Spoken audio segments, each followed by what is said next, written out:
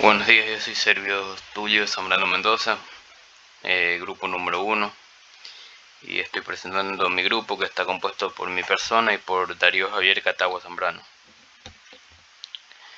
Bueno, yo les voy a hablar sobre el paralelismo, que en informática es una función que realiza el procesador o CPU, como le llamen, para ejecutar varias tareas al mismo tiempo. Es decir, este realiza varios cálculos simultáneamente y este concepto está basado en dividir las tareas más grandes en varias tareas más pequeños, y estos son posteriormente solucionados en paralelo. Aplicaciones. El paralelismo se ha utilizado para muchas técnicas diferentes, desde la bioinformática para hacer plegamiento de proteínas hasta para hacer simulaciones de matemática financiera. Tipos de paralelismo en informática. A nivel de bit, se habla de paralelismo a nivel de bit cuando se aumenta el tamaño de la palabra del procesador. Esto quiere decir el tamaño de la cadena de entrada de cadena de bits a procesar. Este aumento reduce el número de instrucciones que tiene que ejecutar el procesador en variables cuyos tamaños sean mayores a la longitud de la cadena. Nivel de instrucción. El paralelismo a nivel de instrucción consiste en buscar la combinación de instrucciones de bajo nivel que ejecuta un procesador para que puedan ser ordenadas de tal forma que al ser procesadas simultáneamente no afecten el resultado final del programa, y más bien incrementen su velocidad para aprovecharla al máximo. A nivel de datos. El paralelismo a nivel de datos es un paradigma de la programación que consiste en subdividir el conjunto de datos de entrada a un programa de manera que cada procesador le corresponda a un subconjunto de datos. Paralelismo de tareas es un paradigma de la programación concurrente que consiste en asignarle distintas tareas a cada uno de los procesadores. En consecuencia, cada procesador efectuará cada uno su propia secuencia de operaciones. Las desventajas del paralelismo, como todo tiene desventajas, requieren de un gran número de ciclos de procesamiento y también de una gran cantidad de datos. Tienen acceso a una gran cantidad de datos. También encontrar un hardware y un software que permitan brindar estas utilidades, ya que puede proporcionar inconvenientes de costos, seguridad y disponibilidad. Ventajas. Brinda a las empresas, instituciones y usuarios un beneficio en lo que es la velocidad. Ventaja competitiva. Este provee una mejora de los tiempos para la producción de nuevos productos y servicios. Comunicación de datos. Este es un proceso que consiste en transferir la información digital entre dos o más puntos. La información que se procesa y organiza se llama datos. Los datos pueden ser de distintos tipos, por ejemplo numérico, alfabética, alfanumérica o simbólica, también códigos operacionales y códigos de control, y entre otros muchos tipos de datos. En la fuente y el destino los datos están en forma digital. Sin embargo, durante la transmisión, los datos pueden estar en formato digital o de manera analógica.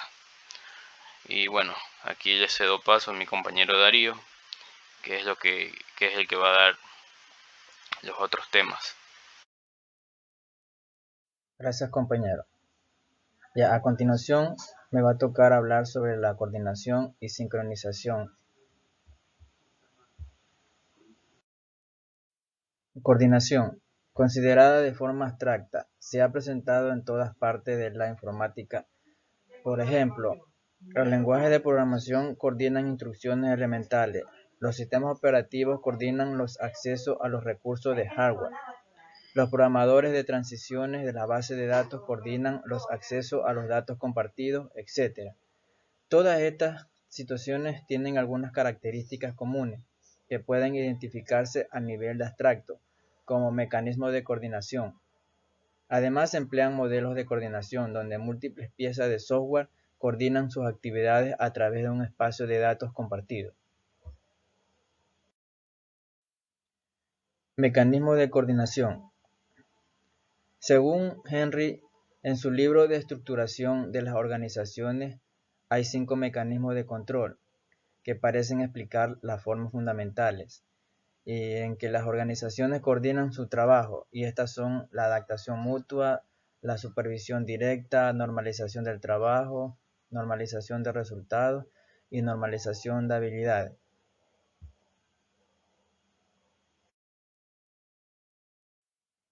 En este gráfico vemos la adaptación mutua, que consigue la coordinación del trabajo mediante la simple comunicación informal. En este tipo de mecanismo, el control del trabajo corre a cargo de los que lo realizan. En este gráfico vemos la supervisión directa. A medida que una organización supera su estado más sencillo, suele recurrirse a un segundo mecanismo de coordinación. La supervisión directa consigue la coordinación al responsabilizarse una persona del trabajo de los demás, dándole instrucciones y controlando sus acciones. La normalización. El trabajo puede coordinarse también sin adaptación mutua ni supervisión directa, o sea, puede normalizarse. Como vemos en el gráfico, están las normalizaciones, son los insumos, los procesos y productos.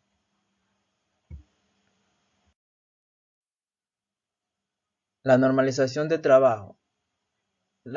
Se normalizan los procesos de trabajo cuando el contenido del mismo queda especificado, es decir, queda programado.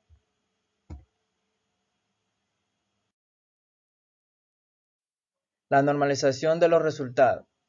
Se normalizan los resultados al especificarse los mismos, como pueden darse con las dimensiones del producto o del rendimiento. Una vez normalizados, se predeterminan los nexos entre tareas.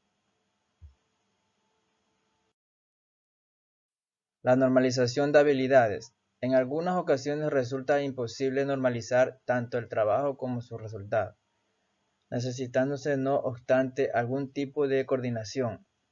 Las habilidades se normalizan cuando ha quedado especificado el tipo de preparación requerida para la realización del trabajo.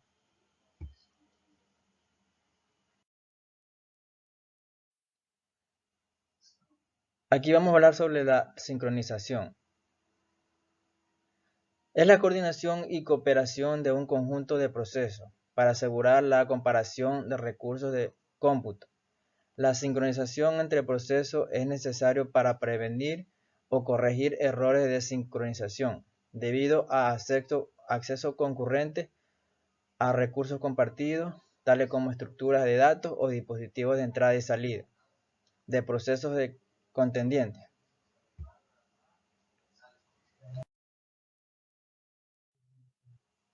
Sincronización. Para que los procesos puedan sincronizarse, es necesario disponer de servicios que permitan bloquear o suspender bajo determinadas circunstancias la ejecución de un proceso. Los principales mecanismos de sincronización ofrecen los sistemas operativos son señales, tuberías, semáforos, pasos de mensaje y mutex y variables de condicionales.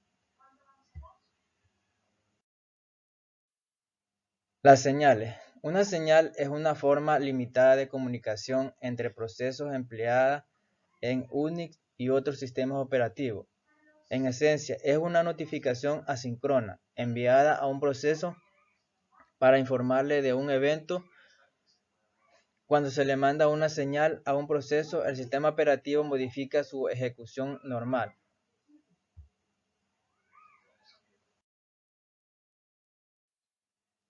Las tuberías de proceso. Una tubería es un mecanismo de comunicación y sincronización.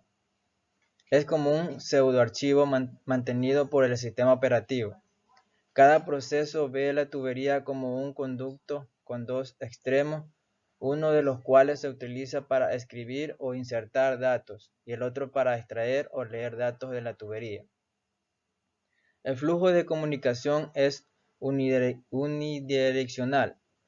Para el caso bidireccional son necesarias dos tuberías. Es un mecanismo con capacidad de almacenamiento, tamaño típico de 4 kW.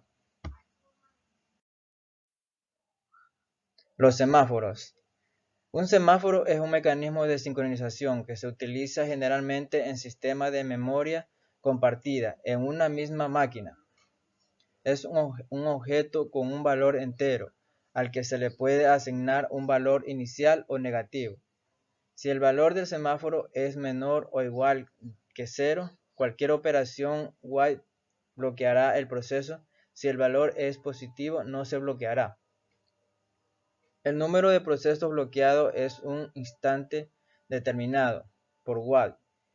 Es el valor absoluto del semáforo si es negativo. Si se ejecuta la operación signal, el valor del semáforo se incrementa y se bloquea un proceso. Los pasos de mensaje. Este método de comunicación entre procesos utiliza dos primitivas, el send y el receive, que al igual de los semáforos y a diferencia de los monitores, son llamadas al sistema y no construcciones del lenguaje.